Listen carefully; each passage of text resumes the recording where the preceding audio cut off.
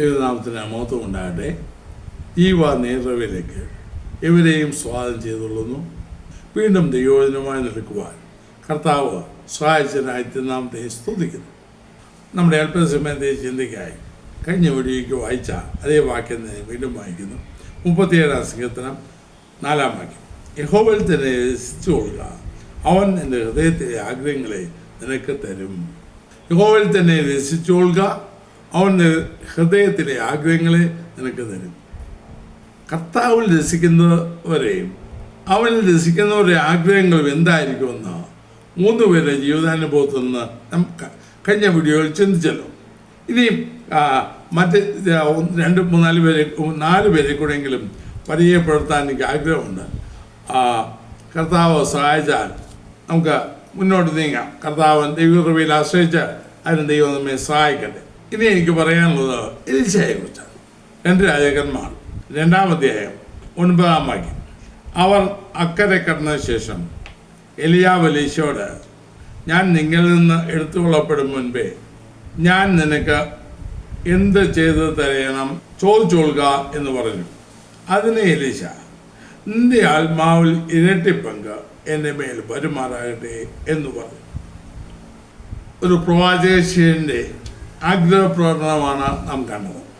നിന്റെ ആത്മാവിൽ ഇരട്ടി പങ്ക് എൻ്റെ മേൽ പെരുമാറാകട്ടെ.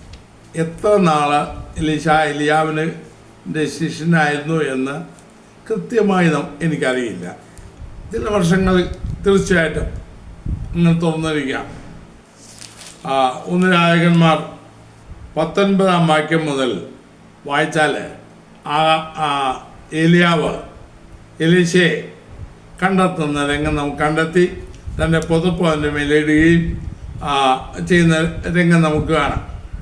12 ജോഡി കാളയെ പൂട്ടി ഒഴിവിച്ചുകൊണ്ടിരുന്ന 12ാമത്തേതിനെ അവൻ തന്നെ നയിച്ചുകൊണ്ടിരുന്ന സന്ദർഭത്തിലാണ് എലിയാവ് പുതപ്പ് അവൻ്റെ മേൽ കൊണ്ടിട്ടത്. 19 മുതൽ 21 വരെയുള്ള വാക്യത്തിൽ അവൻ്റെ സകലവും അല്ലെങ്കിൽ എന്ത് ചെയ്തു, അവൻ്റെ എലീശയുടെ വിളി, അതിനോട് അവൻ എങ്ങനെ പ്രതികരിച്ചു, പിന്നെ എന്ത് ചെയ്തു എന്നൊക്കെ ഇവിടെ കാണാം ചുരുക്കത്തിൽ. അങ്ങനെ ഏലിയാവിൻ്റെ ശിഷ്യനായി തീർന്നു. അത് ഏലിയാവിനോട് ദൈവത്തിൻ്റെ ആത്മാവാണ് പറഞ്ഞത്, സാഫാത്തിന്റെ മകനായ എലീശയെ നിനക്ക് പകരം പ്രവാചകനായി അഭിഷേകം ചെയ്യണം എന്ന് അവന് ചില ദൗത്യങ്ങളെ ഏൽപ്പിച്ചു. യേഹൂവിനെ രാജാവാക്കണം, അസായേലിനെ രാജാവാക്കണം, എല്ലാ ദൗത്യങ്ങളെ ഏൽപ്പിച്ചത് ആണ് വിട്ടത്. അതനുസരിച്ച് എലിയാവ് എലീശയെ അഭിഷേകം ചെയ്തു. അതുപോലെ എലിയാവിൻ്റെ ശിഷ്യനായിട്ട് അവൻ മാറി. പിന്നെ അവന് അതിൽ തുടർന്നു. എലിയാവ് സ്വർഗാരോഹണം ചെയ്യുന്ന അല്ലെങ്കിൽ ഉടലോടെ സ്വർഗത്തിലേക്ക് എടുക്കപ്പെടുന്ന രംഗമുണ്ടായി. അതിന് തൊട്ടു മുൻപ് അവർ തമ്മിൽ പിരിയുന്നതിന് തൊട്ട് മുൻപ് യോർദാൻ കടന്നതിന് ശേഷം അവരുടെ സംഭാഷണമാണ് ഇവിടെ കാണുന്നത്. വളരെ ഹ്രസ്വമായ സംഭാഷണം. നിനക്ക് ഞാൻ എന്ത് ചെയ്യണം, ഞാൻ പോവുകയാണ്, ഞാൻ ഇപ്പോൾ എടുക്കപ്പെടും, എന്ത് ചെയ്യണം, അവസാനമായി ചോദിച്ചുകൊള്ളുക. അതുകൊണ്ട് എലീശ ഒന്നും ആലോചിക്കാതെ പറഞ്ഞതാണ്, നിന്റെ ആത്മാവിൻ്റെ ഇരട്ടി പങ്ക് എൻ്റെ മേൽ വരട്ടെ. ദൈവത്തിന് സ്തോത്രം, നിന്റെ ആത്മാവ്. അപ്പോൾ എലീശയിൽ കൂടെ ദൈവത്തിൻ്റെ ആത്മാവ് പ്രവർത്തിച്ചതും ആ രീതികളും എല്ലാം എലീശ കണ്ടിരിക്കുകയാണ്. എലിയാവിൽ കൂടെ പ്രവർത്തിച്ചത് എല്ലാം എലീശ കണ്ടു. അവനിൽ വ്യാപരിക്കുന്ന ആത്മാവ് ഏതാണെന്ന് എലീശയ്ക്ക് മനസ്സിലായി.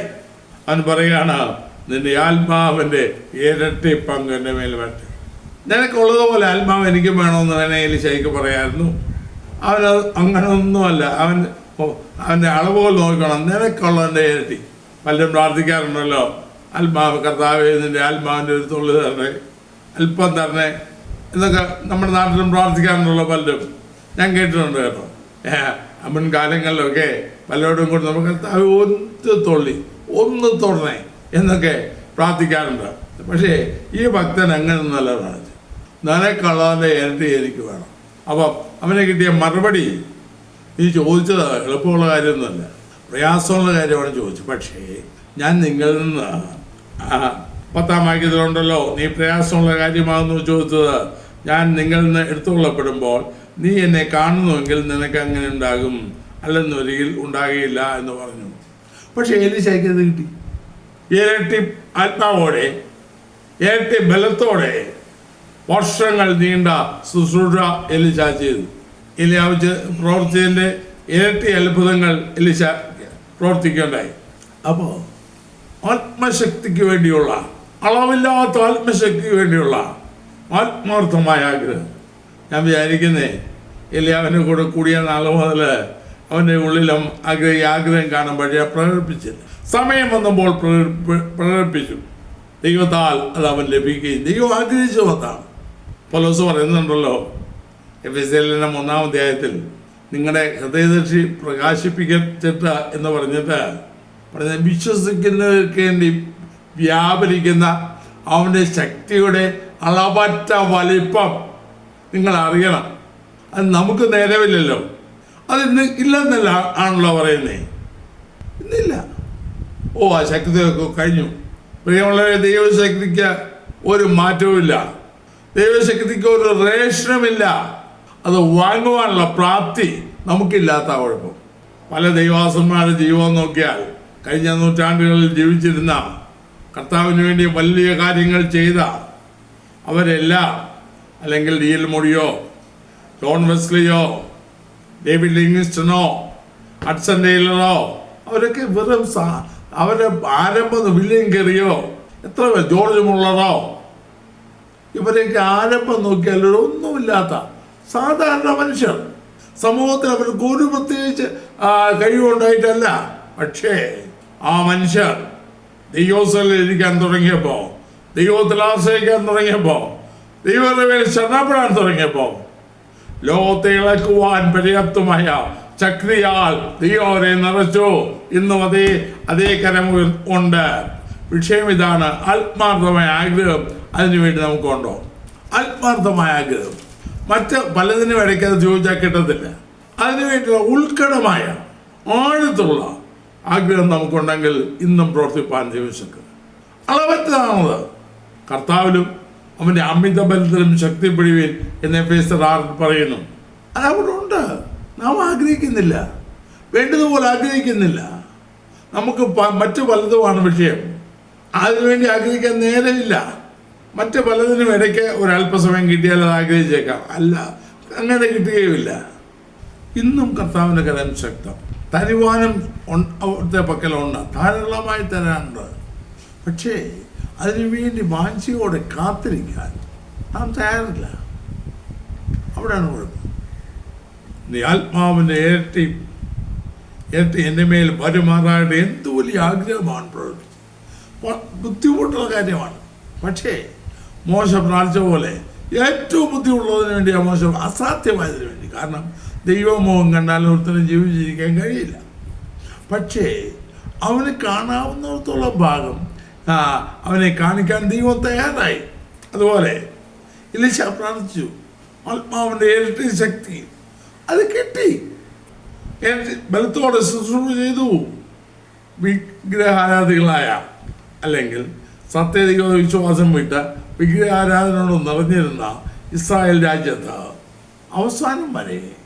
അവസാന ശ്വാസം വരെ ശക്തിയോടെ പ്രവർത്തിക്കാൻ എലീശയ്ക്ക് കഴിഞ്ഞു. പക്ഷേ അതിനുവേണ്ടി ആത്മാർത്ഥമായ ആഗ്രഹം കിട്ടിയല്ലേ പറ്റുകയില്ല. ഇന്ന് നമ്മൾ ചിലപ്പോൾ പാടാറുണ്ടല്ലോ, പണ്ട് വില്യം ബൂത്ത് പാടിയത്, കൃപാക്കടലയിൽ നിന്ന് തീരത്ത് ഞാൻ അശോടിരുന്നു, ഇന്ന് ഇവിടുന്ന് മടങ്ങുകയില്ല, പ്രവാഹമിനയിൽ ഒഴിച്ചില്ല, പാടി അങ്ങ് വിടും. പക്ഷേ ആ പ്രവാഹം നമ്മൾ മേൽ ഒഴുക്കുന്നവരെ കണ്ണുനീരോടെ കാണിരുന്ന കർത്താവ്, ഇതില്ല, എനിക്ക് പറ്റില്ല, നിന്റെ ശക്തിയില്ലാതെ സാധ്യമല്ല എന്ന് മുട്ടിപ്പായി പ്രാർത്ഥിപ്പാൻ, ഇരിപ്പാൻ, വേറിട്ടിരിപ്പാൻ നാം തയ്യാറാവും. അത് പറ്റില്ല. അവിടെ കുഴപ്പം. ഇവിടെ മുന്നോട്ട് നീങ്ങുന്നത് ദാനിയേൽ പ്രവചനം 1-ാം അധ്യായം 8-ാം വാക്യത്തിൽ നമുക്ക് മറ്റൊരു തീരുമാനം കാണാം. ദാനിയേലാണ്. ദാനിയേൽ പ്രവചനം 1-ാം അധ്യായം 8-ാം വാക്യം. എന്നാൽ രാജാവിൻ്റെ ഭോജനം കൊണ്ടും അവൻ കുടിക്കുന്ന വീഞ്ഞുകൊണ്ടും തന്നെ അശുദ്ധമാക്കുകയില്ല എന്ന് ദാനിയേൽ ഹൃദയത്തിൽ നിശ്ചയിച്ചു. തനിക്ക് അശുദ്ധി ഭവിക്കുവാൻ ഇടവരുത്തരുതെന്ന് ഷണ്ഡാധിപനോട് അപേക്ഷിച്ചു. തനിക്ക് അശുദ്ധി വരുത്തുവാൻ ഇടവരുത്തരുത്. ദാനിയേലിൻ്റെ ഒരു തീരുമാനമാണ്, ഒരാഗ്രഹമാണ് നമ്മുടെ വായിച്ചത്. ഒരുപക്ഷെ അവൻ ആഗ്രഹിച്ചോ എന്ന് ചോദിച്ചാൽ അങ്ങനെ എഴുതിയിട്ടില്ല, ശരിയാ. പക്ഷേ അവൻ്റെ ഹൃദയത്തിൽ ഉത്കടമായി നിന്ന നിർണയമാണ് അവിടെ കാണുന്നത്. അവനെ വളരെ ചെറുപ്പത്തിലെ, അല്ലെങ്കിൽ വേദപണ്ഡിതന്മാർ പറയുന്നത്, ചിലർ പറയുന്നു 16 വയസ്സെന്ന്, ചിലർ പറയുന്നു 18 വയസ്സെന്ന്. ഏതായാലും 20 വയസ്സിൽ താഴെ പ്രായമുള്ളപ്പോഴാണ് അടിമയായിട്ട് ബാബേലിലേക്ക് പിടിച്ചുകൊണ്ടുപോയത്. അവർ 4 പേരെ രാജകീയമായ ഒന്നാമത്തെ ആരംഭ ഭാഗത്തുണ്ടല്ലോ, അവർക്ക് വേണ്ട ട്രെയിനിങ് കൊടുത്ത് അവരെ ഭാഷ പഠിപ്പിച്ച് അവരെ രാജകീയമായ കാര്യങ്ങൾക്ക് വേണ്ടി ഉപയോഗിക്കാൻ തിരഞ്ഞെടുത്തു. അതിലൊരാളായിരുന്നു ദാനിയേൽ. അവരെ പേര് മാറ്റി. അവർക്ക് കൽദയ ഭാഷ പഠിക്കണം, കൽദയ രീതികൾ പഠിക്കണം, എല്ലാം. അങ്ങനെ അവരെ 3 വർഷത്തോളം അതിനുവേണ്ടി തിരഞ്ഞെടുത്ത് ആക്കിയതാണ്. അപ്പോൾ അവർക്ക് ഏറ്റവും നല്ല ഭക്ഷണം, മോശം ഭക്ഷണമല്ല, ഏറ്റവും നല്ല കോച്ചിങ്, ഇന്ന് IAS പോകുന്ന പോലെ കൂട്ടാം. ഏറ്റവും നല്ല കോച്ചിങ്, ഏറ്റവും നല്ല ഭക്ഷണം, എല്ലാം നല്ല രീതിയിൽ. ഏറ്റവും നല്ലത് വരുമ്പോഴും യഹൂദൻ്റെ ഭക്ഷണത്തിന് അവൻ്റെതായ രീതികളും ചിട്ടകളുമുണ്ട്. അതിവിടെ കിട്ടുകയില്ല.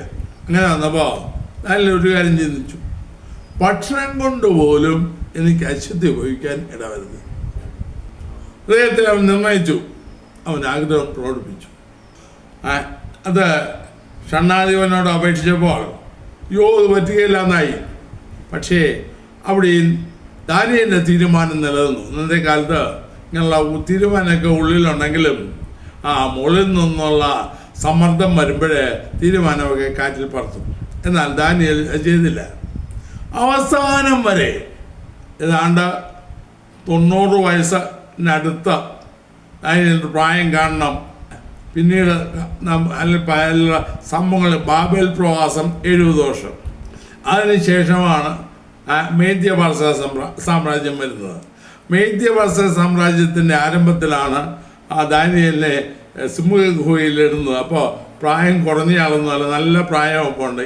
പക്ഷേ ദാനിയേൽ പ്രവചനം 6-ാം അധ്യായത്തിലും ദാനിയേൽ പറയുന്നൊരു വാചകമുണ്ട്. രാജാവിൻ്റെ മുന്നിൽ അല്ലെങ്കിൽ സിംഹഗുഹയിൽ അവൻ കിടക്കുമ്പോൾ രാവിലെ രാജാവ് ഒന്ന് ദാരിയോസ് രാജാവ് ഒന്ന് അവനെ വിളിക്കുന്ന സമയത്ത് അവനോട് നിന്റെ ദൈവം നിന്നെ വിടുവിക്കാൻ പ്രാപ്തനായോ എന്ന് ചോദിച്ചപ്പോൾ ദാനിയേൽ എന്നെ ഉത്തരം പറയുന്നു. അപ്പം ഒരു കാര്യം ദാനിയേൽ, രാജാവേ, അവിടുത്തെ സാമിൻ്റെ മുൻപിൽ ഞാൻ കുറ്റമറ്റവൻ, തിരുസന്നിധിയിലും ഞാൻ ഒരു കുറ്റവും ചെയ്തു നോക്കണം.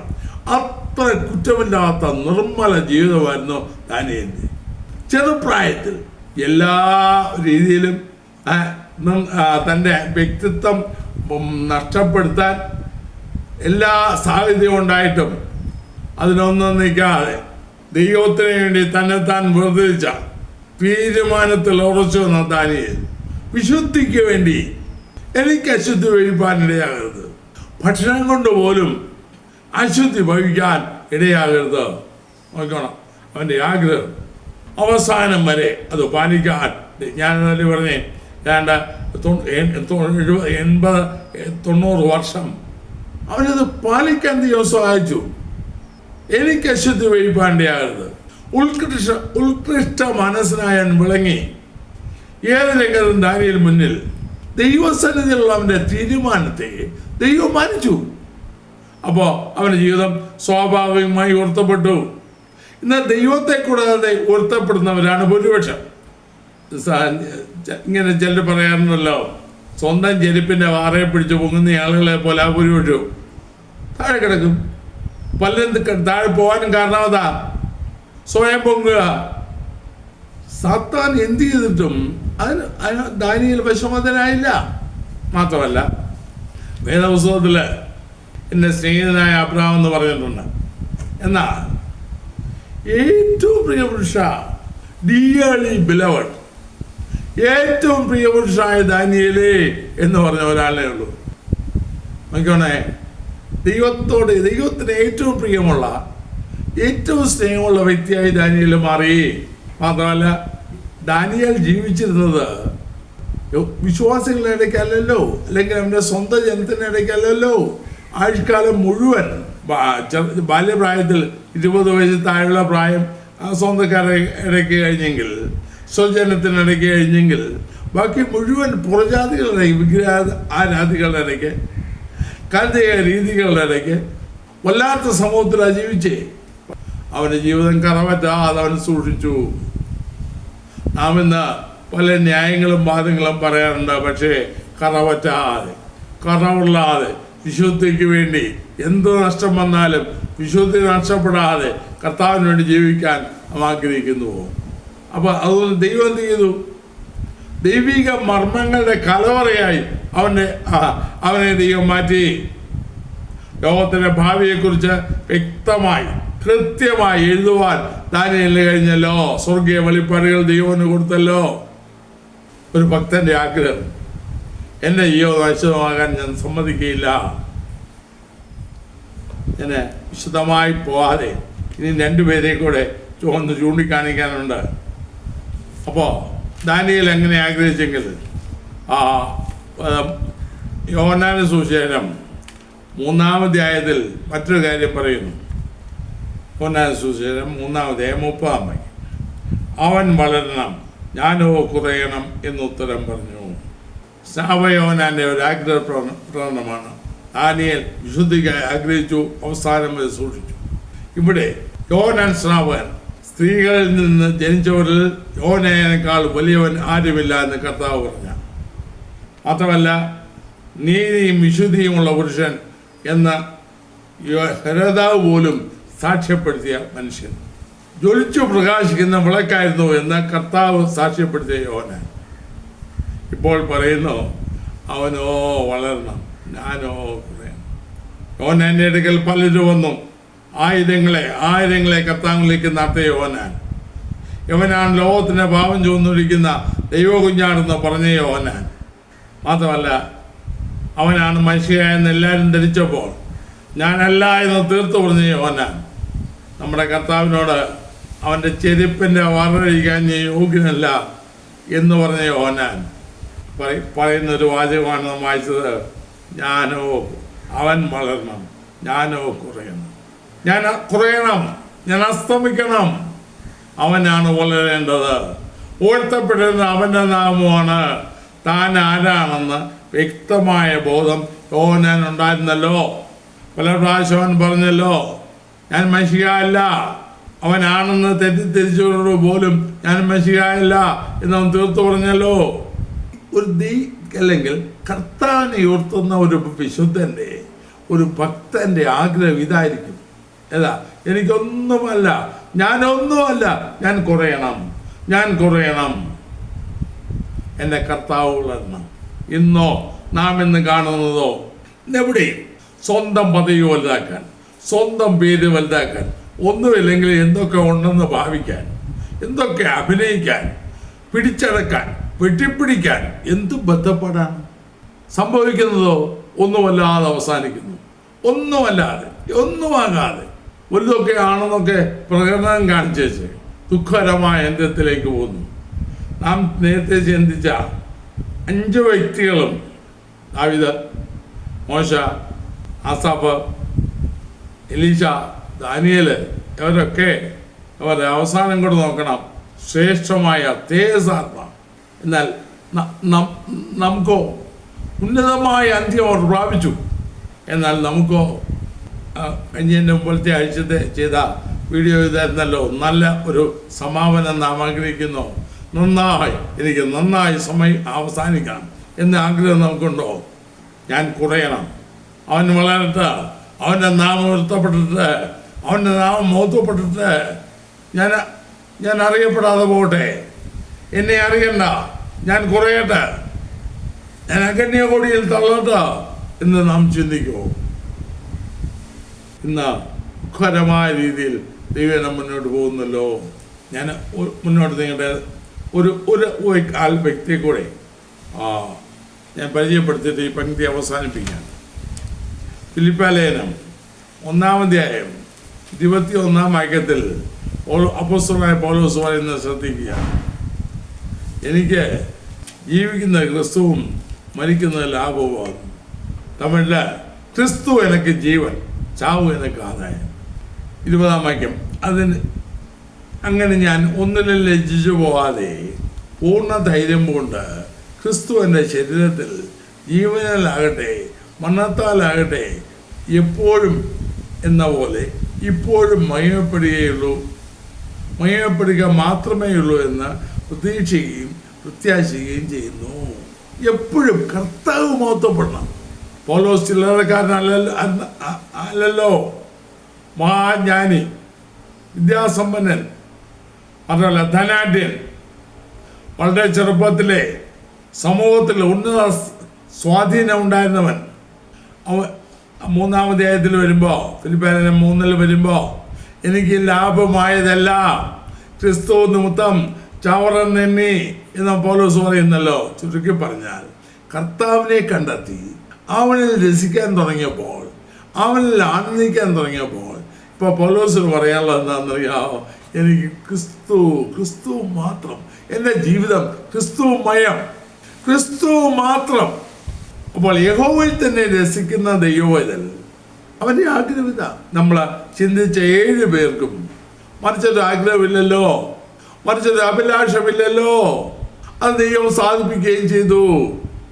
പൗലോസിന്റെ ജീവിതത്തിലും കർത്താവിൻ്റെ പിന്നാലെ പോയി ഇറങ്ങിയപ്പോൾ അവൻ്റെ ആയുഷ്കാലത്ത് തന്നെ 10,000 മൈൽ ദൂരത്തോളം കാൽനടയായും മറ്റു രീതിയിലും സഞ്ചരിച്ച് കർത്താവിനെ അറിയിക്കുക മാത്രമല്ല, കർത്താവ് വരുന്നത് വരെ അല്ലെങ്കിൽ കാലത്തിൻ്റെ അവസാനം വരെ നിൽക്കത്തക്ക ജീവനുള്ള അളപ്പാടുകൾ ദൈവത്തിൽ നിന്ന് പ്രാപിച്ചെഴുതുവാൻ കൂടെ കർത്താവിനെ ഉപയോഗിച്ചില്ലേ?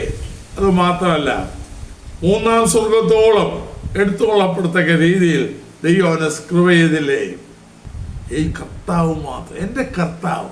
അപ്പോസ്തലർ പ്രവൃത്തി 20-ാം അധ്യായത്തിൻ്റെ 24-ാം വാക്യത്തിൽ ഇങ്ങനെ പറഞ്ഞല്ലോ, ഞാൻ എൻ്റെ പ്രാണനെ വിലയേറിയതായി എണ്ണുന്നില്ല, എൻ്റെ ഓട്ടവും ദൈവകൃപയുടെ സുവിശേഷത്തിന് സാക്ഷ്യം പറവാൻ കർത്താവശ്യം എന്ന ശുശ്രൂഷയും തികയ്ക്കണമെന്നേ എനിക്കുള്ളൂ.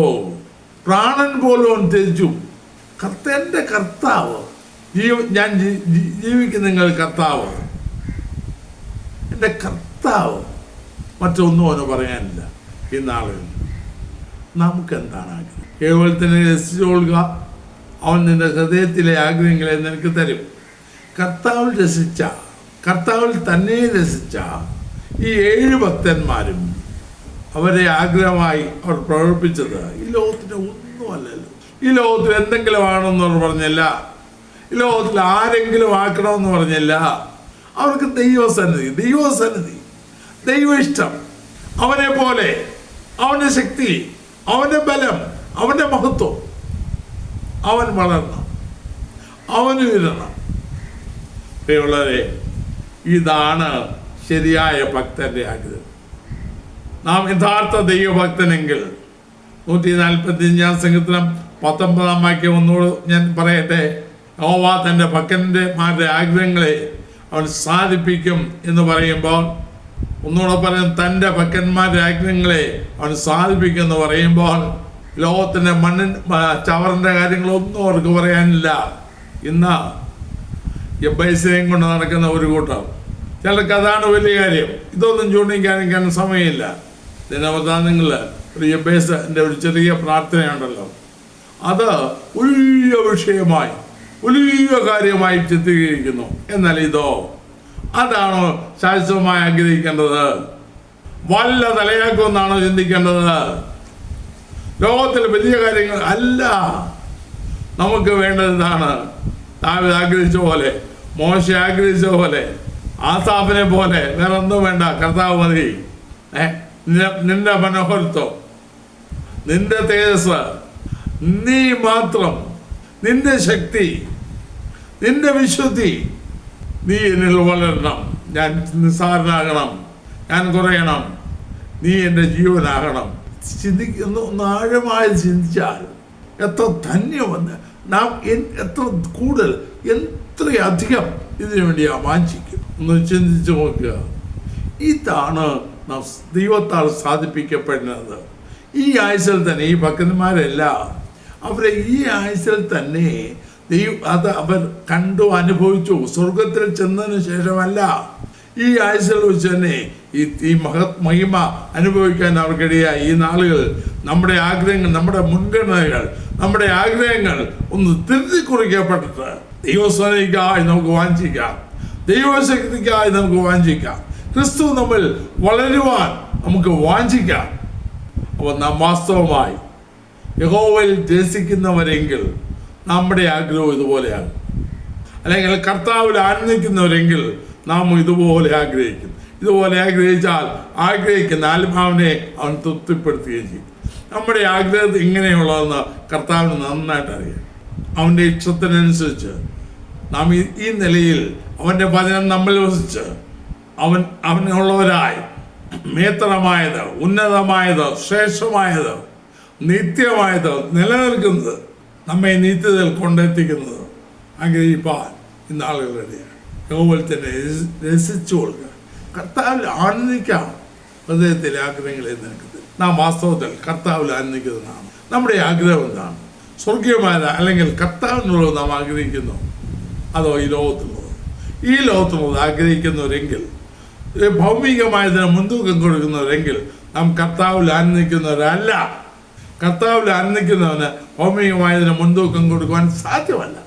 ആകയാൽ ഒന്ന് കാര്യമായി ഗൗരവമായി ചിന്തിക്കാം. നാം എന്തിനായി ആഗ്രഹിക്കുന്നു? ആരിൽ സന്തോഷിക്കുന്നു? ആരിൽ ആനന്ദിക്കുന്നു? എന്തിനായി ആഗ്രഹിക്കുന്നു? ഒന്ന് ആഴമായി ചിന്തിക്കാം. ആഴമായി നമ്മുടെ ജീവിതത്തെ പരിശോധിക്കാം. ഇവരെല്ലാം അവരാഗ്രഹിച്ചത് പ്രാപിച്ചു.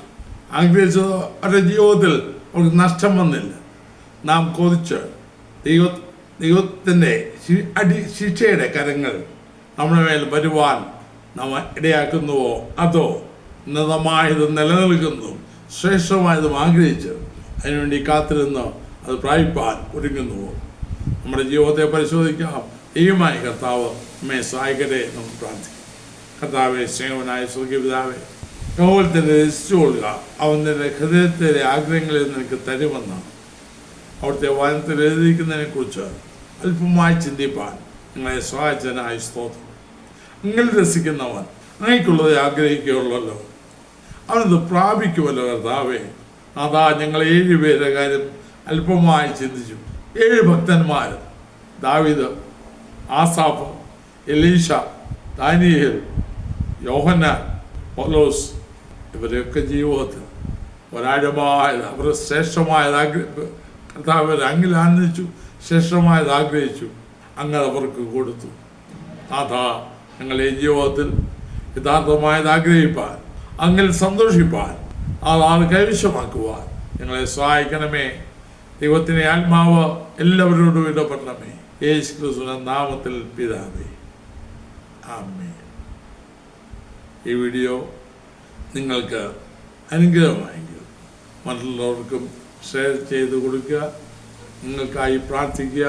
ദൈവമായ കർത്താവ് നിങ്ങളെ അനുഗ്രഹിക്കുമാറാകട്ടെ.